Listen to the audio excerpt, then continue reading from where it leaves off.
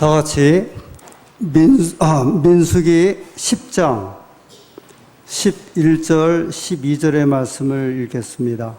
민수기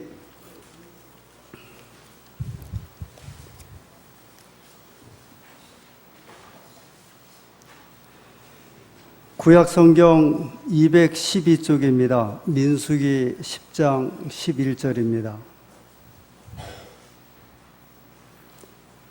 제 2년 2월 20일에 구름이 증거막에서 떠오르매 이스라엘 자손이 시내 광야에서 출발하여 자기 길을 행하더니 바란 광야에 구름이 머무르니라.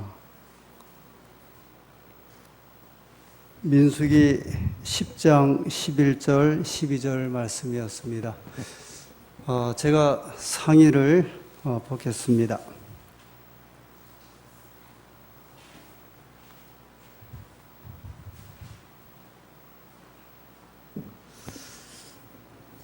좀 참아 보려고 했는데 덥습니다.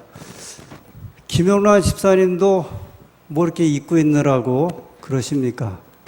목사님도 벗었는데 최고의 무더위가 지나가고 있습니다. 그러나 지난 목요일은 입추였습니다. 이 말도 안 되는 절기가 시작되었고 내일은 말복입니다. 이런 생각을 해봤습니다. 그래도 우리는 그래야 한 달 정도 이 더위인데 저 더운 나라에 살고 있는 사람들은 1년에 한 10개월 정도는 이렇게 덥고 한 2달 정도는 건기가 오면서 조금 시원한데 그들이 어떤 심정으로 살까 생각해 보면 저희는 이제 몇 번만 눈만 깜빡거리면 바로 시원한 계절이 돌아오고 또 10월 달에 이 단풍을 좀 기대하는 그런 계절에 살고 있습니다. 아무쪼록 잘 견디시고 또 이기셔서 이 무더운 여름에 어려움 당하지 아니하고 또 승리하는 주의 백성들이 되기를 소원합니다. 작년 10월 20일에 이 출애굽기의 말씀이 시작되었고 근 10개월에 걸쳐서 이 출애굽기의 말씀이 계속되었습니다. 저도 이렇게 오랫동안 진행되는 줄을 생각을 하지를 못했습니다.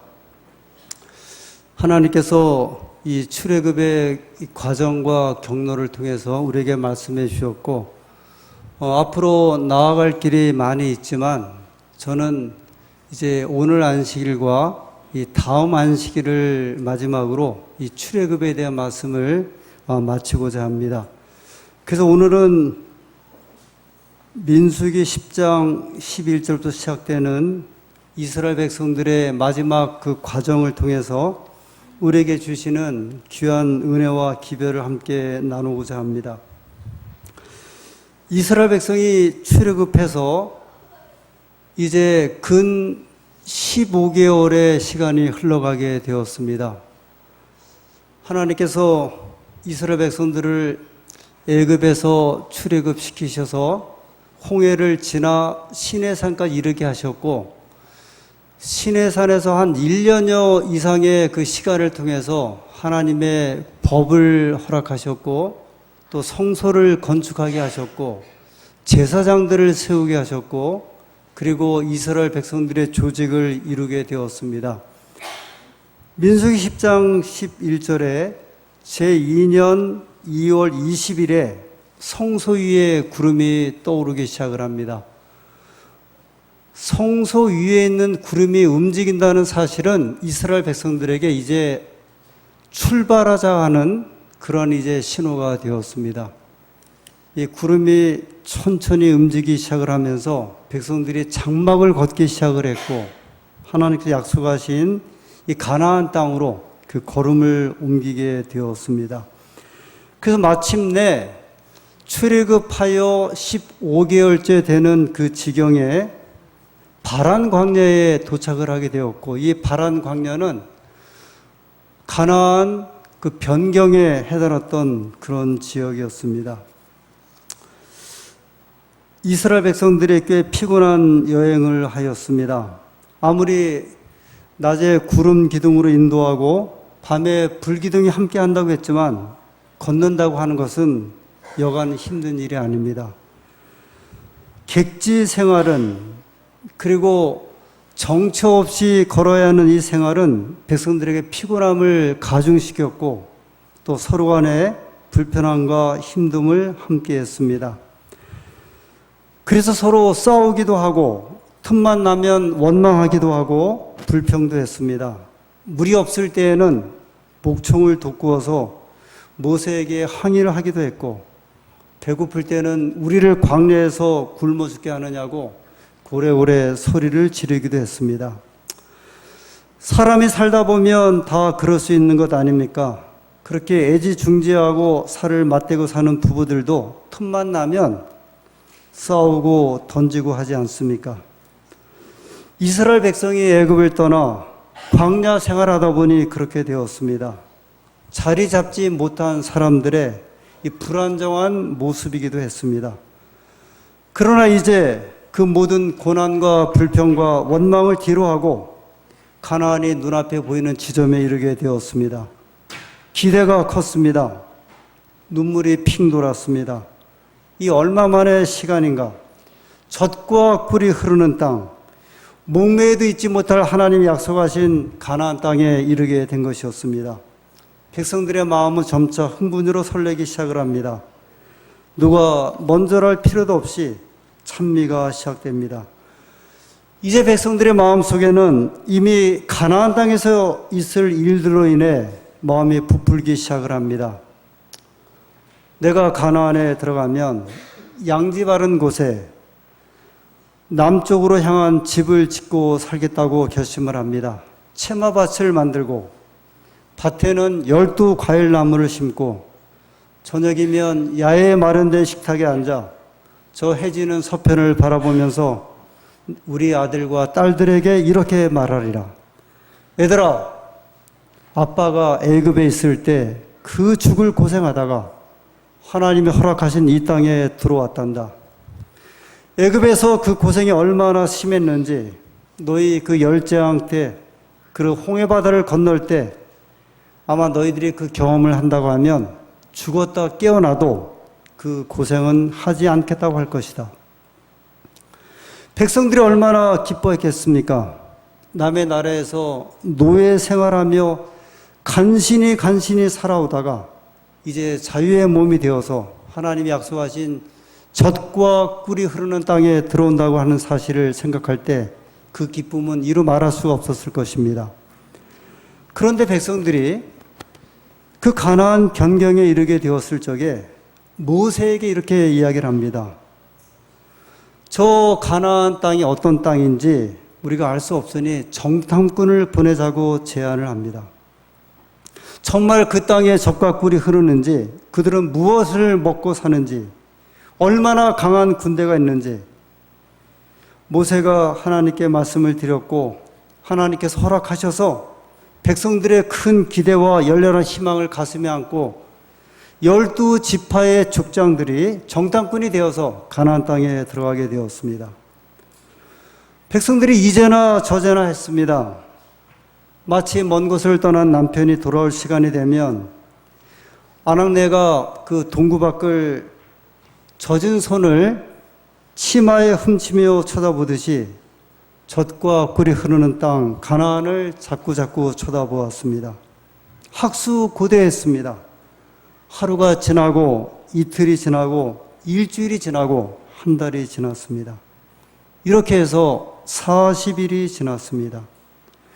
12명의 정탐꾼들은 가나안의 남쪽부터 북쪽까지 다 돌아서 마침내 이스라엘 백성들이 목매어 기다리는 그 백성들에게 돌아오게 되었습니다. 걸음걸이가 쉽지 않았습니다. 조심조심 오고 있었습니다. 두 사람의 어깨에는 도저히 혼자서 들 수 없는 커다란 포도송이가 메어져 있었습니다. 얼마나 풍성했었는지요. 그곳에 소산물들을 어깨에 메고 허리에 메고 주렁주렁 달고 왔습니다. 대단한 가나안 땅의 수확물이었습니다. 백성들이 감격했습니다. 하나님 감사합니다. 그러면 그렇지, 하나님께서 우리에게 약속하신 땅이 정말 젖과 꿀이 흐르는 땅을 주셨다고 했습니다. 백성들이 서로 손을 붙들고 어깨동무를 하고 즐거워했습니다. 마침내 12 정탐꾼의 귀국 보고회가 열렸습니다. 모세가 앞으로 나섭니다. 백성들을 정렬시켰습니다. 가나안 땅 정탐 보고회가 이렇게 시작됩니다. 민수기 13장 25절입니다.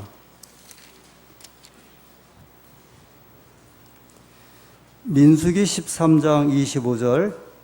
40일 동안의 땅을 정탐하기를 마치고 돌아와 바란 광야 가데스에 이르러 모세와 아론과 이스라엘 자손의 온 회중에게 나와 그들에게 보고하고 그 땅 과일을 보이고 모세에게 보고하여 이르되 당신이 우리를 보낸 땅에 간즉 과연 젖과 꿀이 그 땅에 흐르고 이것은 그 땅의 과일이니이다.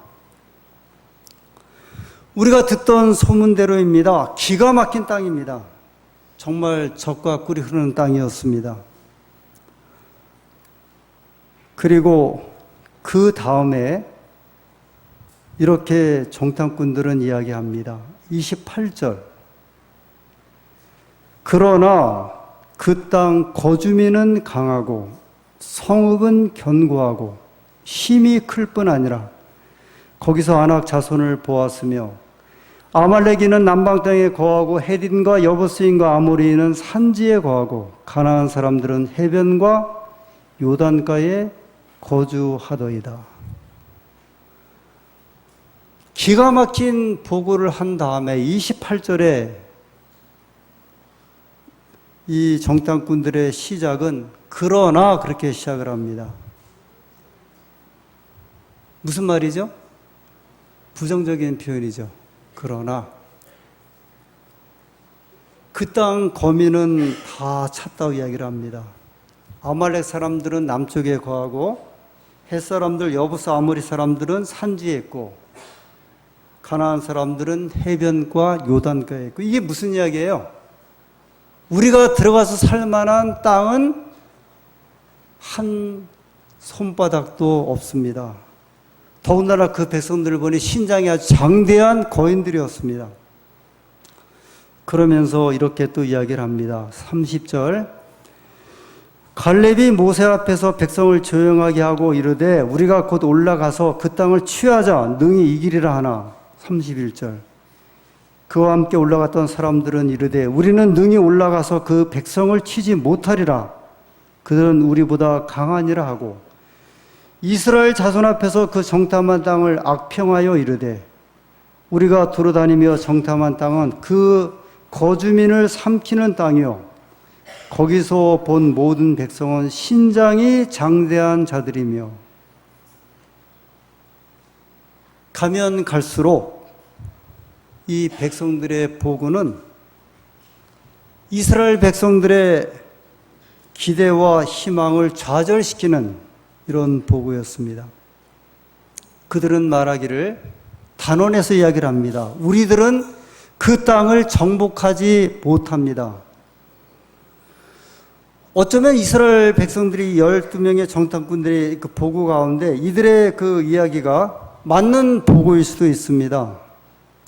가나안 땅의 백성들이 강한 것도 사실이죠. 철병거를 가지고 있고 무기를 가지고 있었습니다. 그런데 어디에서 문제가 생깁니까?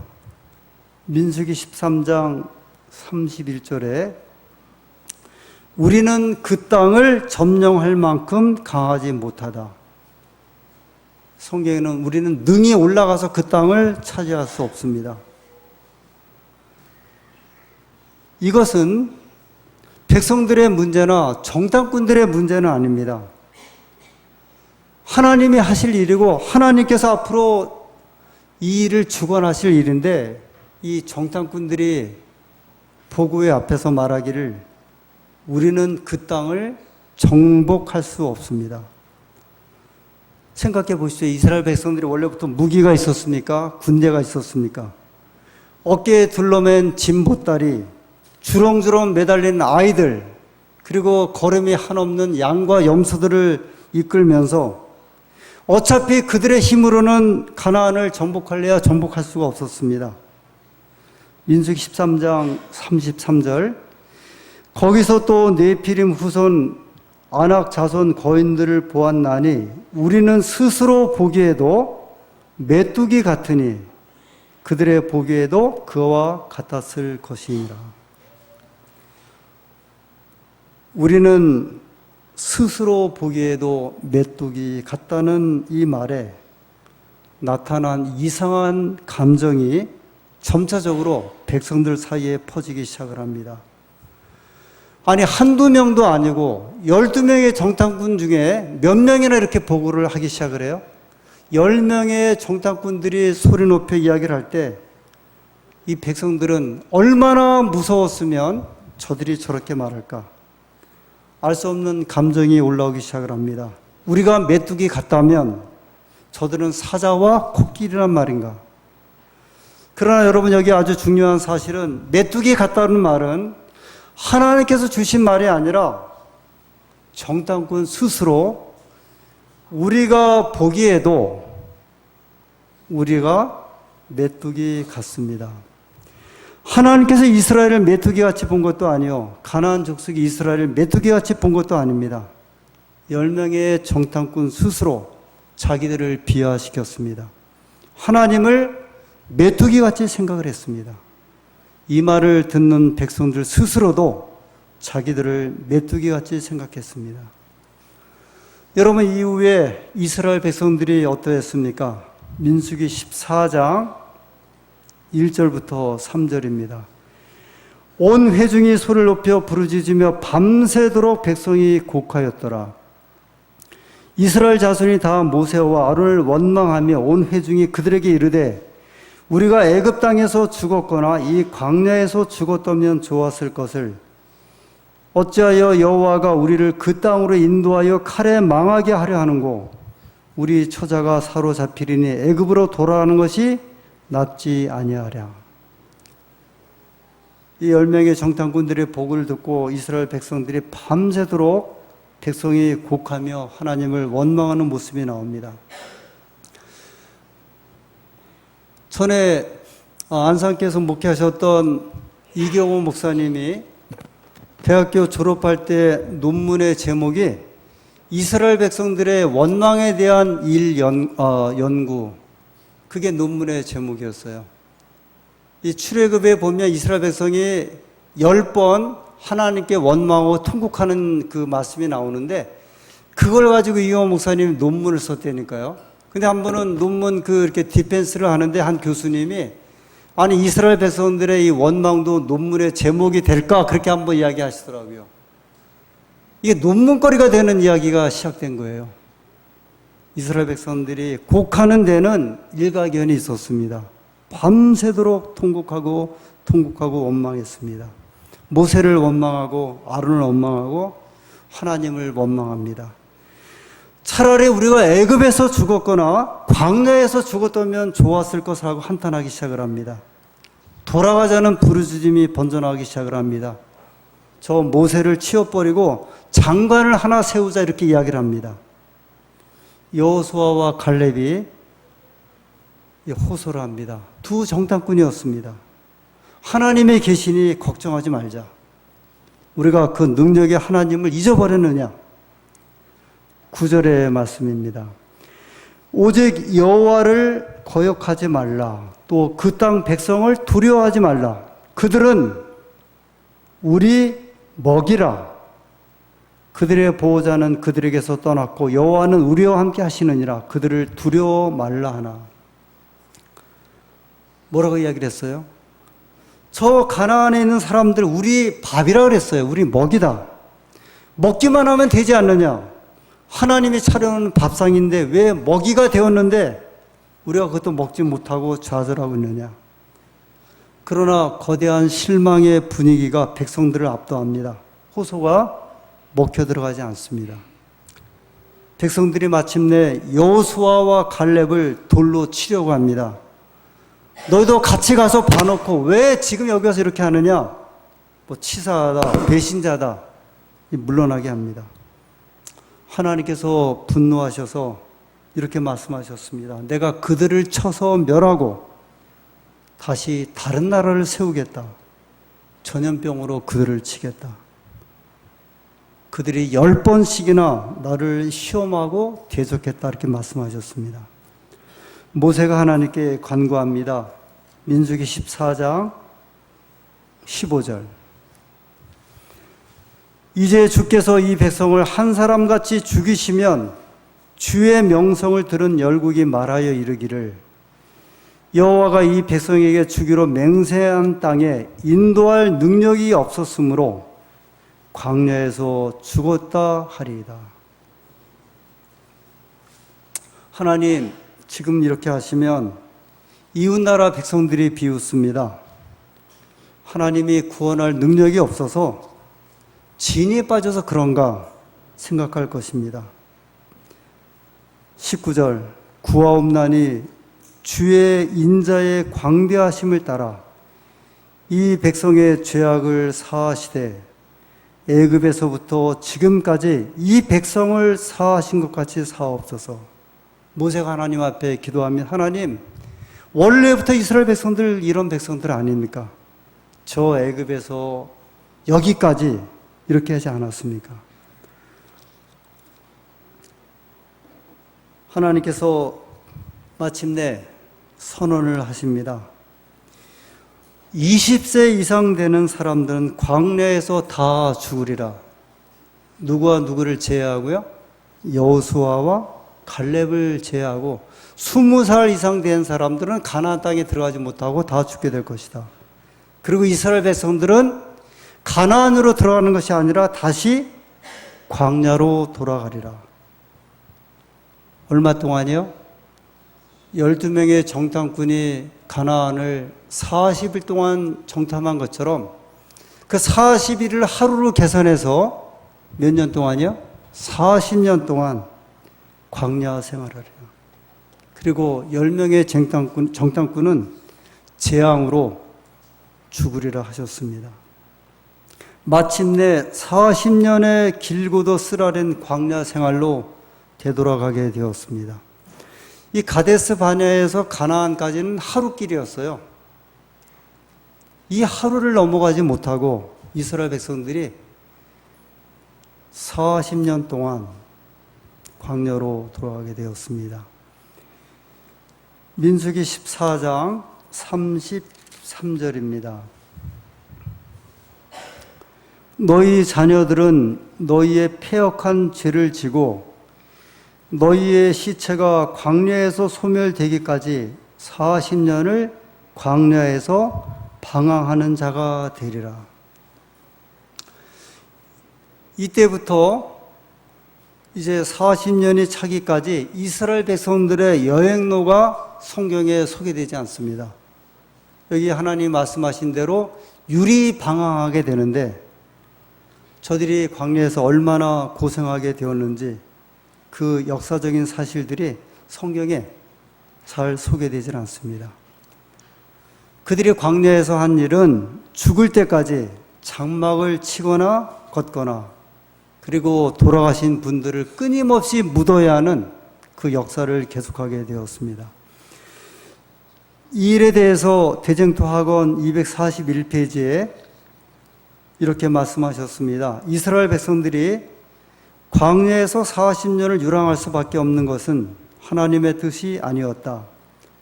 그분께서는 저들을 똑바로 가나안 땅으로 인도하사 저들로 거룩하고 행복한 백성이 되도록 하시려고 생각하셨다.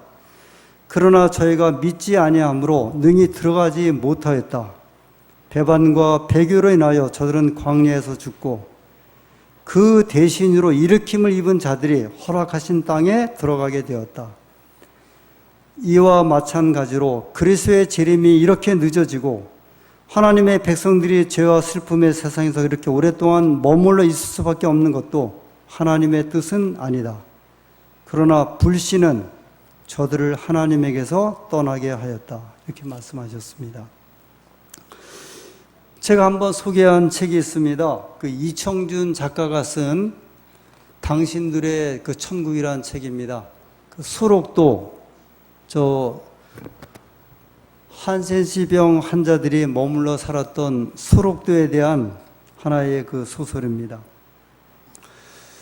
저 전라남도 고흥반도 끝에 이 수록도라고 하는 섬에 나병 환자들이 집단적으로 거주하고 있었습니다. 우리 잘 알고 있는 이 지역 아닙니까?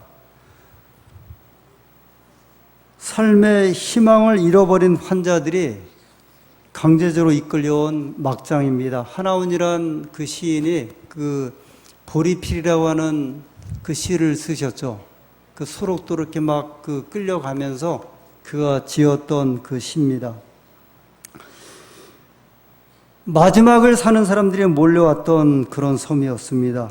이곳에 조백헌이라는 대령이 원장으로 부임을 합니다. 이분이 부임해서 그 현황을 살펴보니까 아무 희망도 없고 죽을 날만 기다리며 살아가는 사람들이었습니다. 인생을 원망하고 신을 저주하고 사회를 저주하고 부모를 저주하고 말할 수 없는 응어리가 맺혀져 있는 사람들이었습니다. 이 원장이 새로 부임해서 내가 이들을 위해서 무엇을 할 것인가 생각하게 되었습니다. 비록 천형의 질병을 안고 살지만 인생의 마지막을 살아가는 사람들이지만 그들에게 삶의 의욕을 일깨워주는 것이 무엇인지 그가 찾고자 했습니다. 그래서 이렇게 생각하게 되었습니다. 그들을 위한 천국을 만들어줘야겠다. 어떻게 하면 그들의 천국을 만들어줄까? 그것은 그들에게 땅을 만들어주는 것이다. 어떤 땅을 주어야 할까? 그들이 머무르고 있는 그 소록도는 나라의 땅이었기 때문에 이들에게 줄 수가 없었습니다. 그래서 이 소록도 앞에 바다를 바라보니까 그 바다 가까운 곳에 오마도라고 하는 섬이 있었습니다. 자, 이 소록도와 저 오마도를 연결을 해서 간척 사업을 하고 그 간척 사업을 해서 얻어지는 땅을 가지고 이 사람들에게 주고자 생각하게 되었습니다. 계산해 보니까 약 330만 평이 생겼습니다. 1인당 약 1,500평의 땅이 돌아가는 그런 간척지였습니다. 자, 그곳에 배추 심게 하고 무 심게 하고 과일나무 심게 해서 이 나은 자들의 천국을 만들어 보자 생각을 했습니다. 나은 자들을 모아놓고 자기의 계획을 발표를 했습니다. 여러분, 제가 여러분들을 위해서 천국을 하나 만들어 드리고 싶습니다. 여간에서 감동받지 않고 움직이지 않는 그들의 마음이 크게 흔들리게 되었습니다. 이 제안을 받았을 때 소록도의 나병 환자들이 크게 감격했습니다. 이제야 우리들의 마음을 알아주는 원장이 왔다고 생각을 했습니다. 전에 온 원장들은 임기 채우기에 급급했고 문둥이인 자기들을 피하느라고 급급했는데 이번에 원장은 자기들의 심정을 헤아려주는 진짜 원장이 왔다고 생각을 했습니다. 마침내 오마도 간척단이 창립이 되었습니다. 언제나 그렇듯이 인생 막장의 사람들이 한번 불붙으면 걷잡을 수 없듯이 그들이 불이 붙자 물불을 안 가리고 달려들게 되었습니다. 약 5,000명의 주민들이 이 교대로 밤낮 가리지 않고 작업을 했습니다. 얼마나 열심히 일했는지 이러다가 손가락, 발가락이 떨어져 나갑니다. 그래도 그들은 개의치 않았습니다. 전에는 손가락이 떨어져 나갈 때 통곡하던 그들이 이제는 기쁨으로 바뀌게 되었습니다. 목도를 지게 되었습니다. 둘이 어깨에 메고 돌을 운반하는 것입니다. 이것을 잘못하면 목이 부러진다는 그 힘든 일이었습니다. 그러나 그것도 마다하지 않고 그들은 그 간척 사업을 기계로 하는 것이 아니라 몸으로 하게 되었습니다. 가장 중요한 지점에 도달하게 되었습니다. 물살이 빨라지는 곳이었습니다. 어려움이 닥쳤습니다. 100m를 쌓으면 70m가 유실되고 200m를 쌓으면 150m가 유실되었습니다. 아무리 돌을 넣어도 그 깊은 물살에 다 쓸려 나가고 돌무더기 하나 솟지 않았습니다. 설상가상으로 이해 여름에 태풍이 상륙했습니다. 그들이 1000m 간척한 뚝을 500m나 다 쓸어가 버렸습니다. 땅이 꺼지는 일들이 벌어지기 시작을 했습니다. 눈에 피눈물 나는 일들이 벌어졌습니다. 엎친 데 덮친 격으로 이 조원장이 전임되어 버렸습니다. 이웃 섬 사람들이 자기네 오마도 쪽에 섬이 연결되면 자신들이 채취하는 해산물들이 문둥병자들이 채취했다는 그 소문이 날까봐 이제 국회의원 선거를 앞두고 이들이 탄원하고 탄원해서 이 원장이 다른 곳으로 전임하게 되었습니다. 순식간에 그들이 수고했던 뚝은 반 이상 다 유실돼 버렸고 믿었던 그 원장은 다른 곳으로 전임가 버리고 말았습니다. 이 나은 자들이 절망에 빠졌습니다. 그들이 생각하게 되었습니다. 우리가 그동안 한 일이 무엇이었는가? 우리들의 천국을 위하여 그토록 수고했지만 그 천국이 우리들의 천국이 아니었음을 깨닫게 되었습니다. 이 천국이 그렇게 이루어지는 것이 아님을 알게 되었습니다. 그들이 그토록 바란 그들만의 천국이 우리의 천국이 아니라 당신들의 천국이었다는 사실을 깨닫게 되었습니다. 이 소록도 이야기는 픽션입니다. 이 작가가 소록들을 방문하고 섬을 방문한 다음에 만들어낸 이야기였습니다. 그러나 이 이야기를 통해서 어쩌면 만들어낸 이야기지만 이 이야기를 통해서 우리에게 주는 여러 가지 큰 교훈들이 많이 담겨져 있었습니다. 어쩌면 우리도 우리들의 천국을 그리고 있지 않을까? 우리들이 그리워하고 우리들이 갖고자 하고 우리가 만들고자 하는 우리들의 천국 말씀입니다. 이스라엘 백성들을 다시 한번 생각해 보겠습니다. 이스라엘 백성들이 왜 그랬을까요? 그들이 애굽을 떠나서 홍해를 건너 하나님의 인도하심을 눈에 보도록 경험했던 그들이 왜 가나안 땅을 목전에 두고 밤새도록 통곡하게 되었을까요? 우리는 우리의 형편을 탓하게 되기도 합니다. 불편한 집, 생활 형편, 직장들, 풀리지 않는 사업들. 그래도 우리는 나라가 받쳐주고 있고 사회가 먹여주고 있고 집이 있고 직업이 있습니다. 운동할 수 있고 취미생활할 수 있고 마음이 그러면 자동차 타고 드라이브 할 수 있습니다. 또 교회 기관이 있어서 영적으로 지탱해 주고 있습니다. 그러나 이스라엘 백성은 아무것도 없었습니다. 나라도 없고 기관도 없고 취미생활을 할 수 있는 것도 없고 자동차도 없고 그들은 그리운 게 많은 백성들이었습니다. 그런 그들이 가나안 땅에 들어가지 못한다는 것은 하늘이 무너지는 경험이었을 것입니다. 눈에 불꽃이 번쩍 튀었을 것입니다. 오늘 이 땅에 사는 우리들은 하나님의 종은 말씀하기를 역사적 가데스 바냐에 서 있는 백성들이라고 말씀을 합니다. 우리는 어느 편을 선택할 것입니까?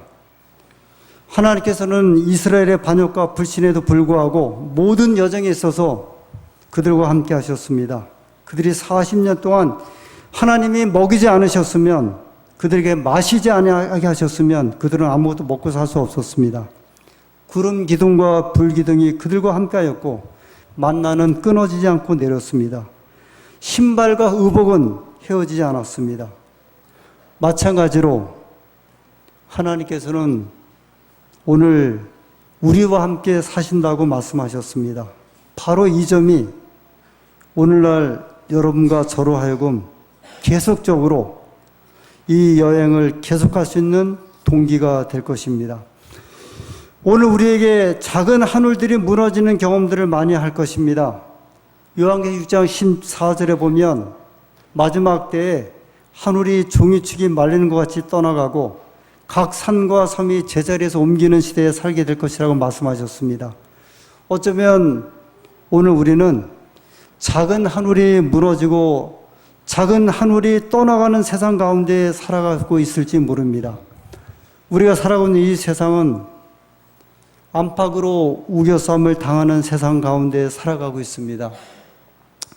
우리가 많이 지금 이야기하고 있는 일본과의 경제적인 전쟁, 북한과의 끝없는 대치, 그리고 중국이 주는 압박, 저 멀리 미국이 우리에게 주고 있는 메시지들, 하나씩 우리가 기대했던 그 작은 하늘들이 무너지는 경험일 것입니다. 사업을 하면서 이런 경험들을 할 수가 있습니다. 예기치 않았던 일들이 터지게 되고 기대했던 일들이 무너지는 경험을 하면서 우리의 기대가 사라지는 경험을 하게 될 것입니다. 그러나 오늘 우리가 하늘이 무너지는 일을 당해도 믿음으로 이기면 하늘 가나안에 옮겨갈 수 있습니다. 하나님의 은혜가 이스라엘 백성들의 경험을 통하여 우리에게 주는 귀한 교훈이 있습니다. 지금 우리는 하늘 가나안 변경에 살고 있다고 말씀을 합니다. 이제 우리가 마음을 묻고 준비만 하면 하나님이 약속하신 그 하늘에 함께 할 수 있다고 우리에게 약속해 주셨습니다. 우리의 지나간 일들이 어떠한다 할지라도, 우리의 현재 일들이 어떠한다 할지라도 하나님이 우리 가운데 하나님의 약속을 의지하고 굳게 믿는 주의 백성으로 넉넉하게 살아가시게 되기를 간절히 소원하면서 오늘 말씀을 마치겠습니다.